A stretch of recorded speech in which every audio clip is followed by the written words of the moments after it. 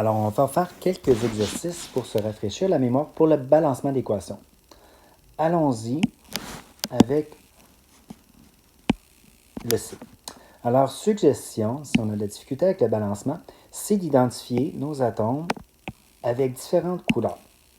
L'avantage, c'est que ça nous permet de mieux voir nos atomes, dans quelle substance on les retrouve. Étape suivante, on va identifier un atome qui ne revient pas souvent. Par exemple, si je regarde le carbone C, il se retrouve dans 2 substances par rapport à l'oxygène qui se retrouve dans 4 substances. Plus un atome se retrouve dans plusieurs substances, plus c'est à la fin qu'on va devoir s'en occuper. Donc, le carbone, ici, dans ma substance C2H5OH, j'en ai 2, et dans CO2, j'en ai 1. Donc, pour balancer mon carbone, j'aurai un 2. Puis, je n'ai pas besoin d'identifier mon 1, de l'écrire d'habitude. Je vais juste le mettre pour dire que je me suis occupé de la substance.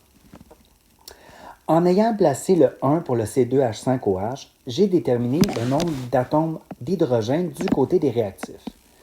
J'en ai 1 fois 5, 5, plus 1 fois 1, 1, donc j'en ai 6. Et là, je vais prendre mon 6 et diviser par le petit 2. 6 divisé par 2, 3. Dernière étape, je vais maintenant regarder mon oxygène. L'oxygène, du côté des produits, j'en ai 3 fois 1, 2 fois 2, j'en ai donc 7 oxygènes.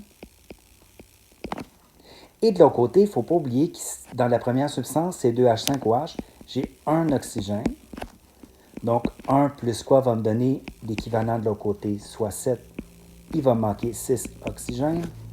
Et là, je prends mon 6 et je divise par mon indice 2. Donc, j'ai besoin de 3 oxygènes. On y va pour un autre numéro où, cette fois-ci, on a une parenthèse.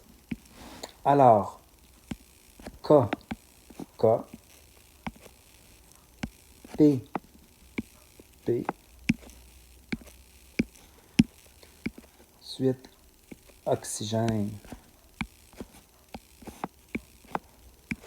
J'ai plusieurs substances, plusieurs éléments dans cette équation.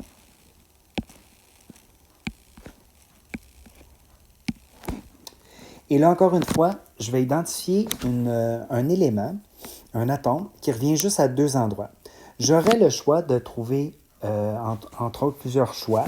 J'aurai le P, le phosphore, qui est à 2 endroits. J'aurai le calcium aussi, qui est à 2 endroits. J'aurai le potassium K, qui est à 2 endroits. J'ai plusieurs possibilités. Je vais y aller avec le 1 au hasard. Normalement, ça devrait fonctionner avec le calcium. Donc, dans les réactifs, CaNO3, parenthèse 2, j'ai un calcium, un Ca. Et dans les produits, j'en ai 3. Dans Ca3, PO4, parenthèse 2. Donc, pour balancer mon Ca, je vais mettre un 3 et un 1. En ayant mis le 3 de CaNO3, parenthèse 2, je viens de déterminer le nombre de N. 3 fois 1 fois 2, 6. Et je vais diviser par l'indice du N qui est 1. 6 divisé par 1, 6. En ayant mis mon 6, 6 fois 1 donne 6K. Je vais diviser par le petit indice 6 divisé par 3, 2. Et j'ai fini mon balancement. Je pourrais aller vérifier si je veux. Exemple, le phosphore. 2 fois 1, 2. 1 fois 1 fois 2, 2. On y va pour un troisième exemple. Je suis avec le I. Donc, encore une fois, je vais identifier mes atomes.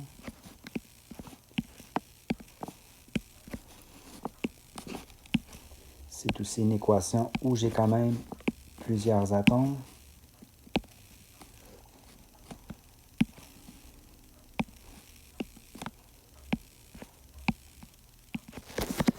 Donc, ce qu'on voit, on peut voir que le Cl, c'est vraiment le dernier atome à m'occuper parce que mon Cl est à 3 endroits.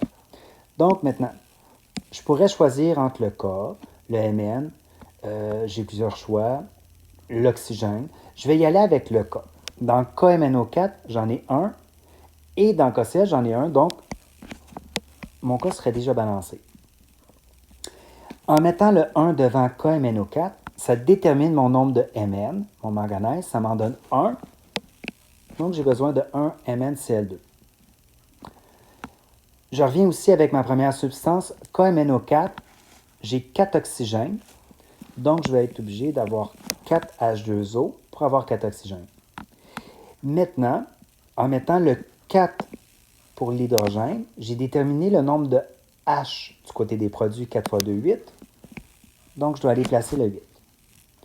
En plaçant mon 8, ça m'a dit que j'ai besoin de 8 Cl du côté des réactifs. J'en ai 1, j'en ai 2. Alors, pour que mon équation soit balancée, il manque 5 Cl. Je vais prendre le 5, qui va être mon numérateur, et je vais diviser par 2, qui est l'indice du Cl. Une façon de le voir, c'est qu'on cherchait une valeur qui multipliée par 2 devait être égale à 5. Le 5, c'est lui, et le multiplié par 2, c'est lui. Si je fais isoler mon point d'interrogation, je vais diviser par 2 de chaque côté, d'où le 5,5. J'y vais avec un autre qui est peut-être un peu moins évident, c'est le K. On voit qu'on a plusieurs substances et on va voir qu'on a un petit problème de base. Alors, j'identifie mes atomes de carbone. Il faut toujours faire attention entre le carbone et le Cl, qui sont deux symboles qui peuvent se ressembler. CI2, ça n'existe pas. Exemple, donc quand on a un C, la lettre suivante, c'est toujours un L généralement. Et il me reste le F à identifier.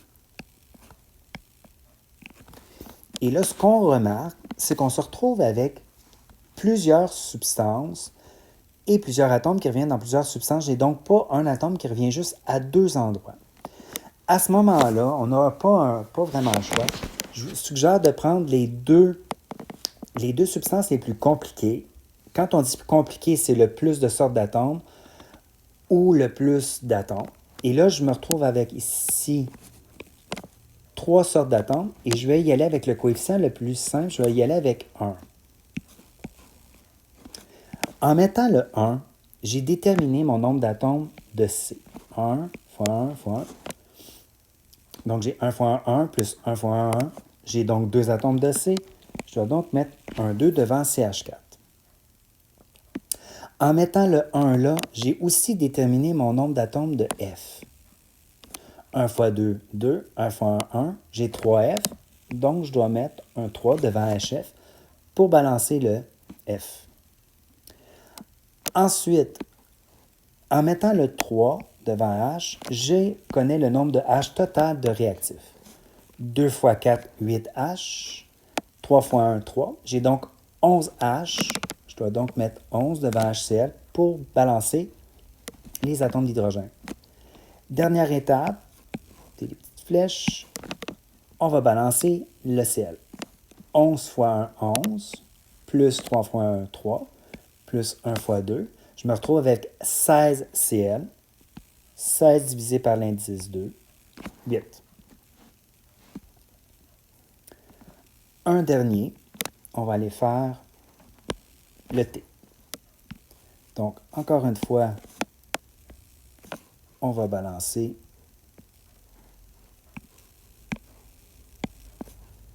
en prenant la technique d'identification.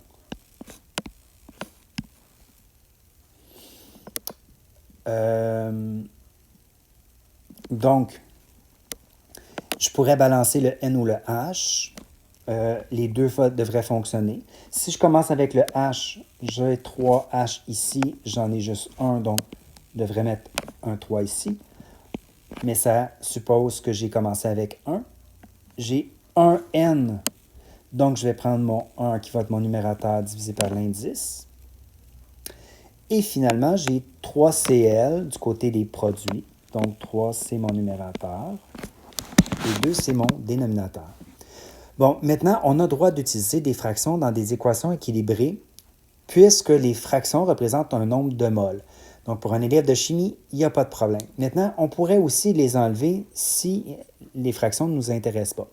Donc, pour enlever nos fractions, il faudrait multiplier par 2.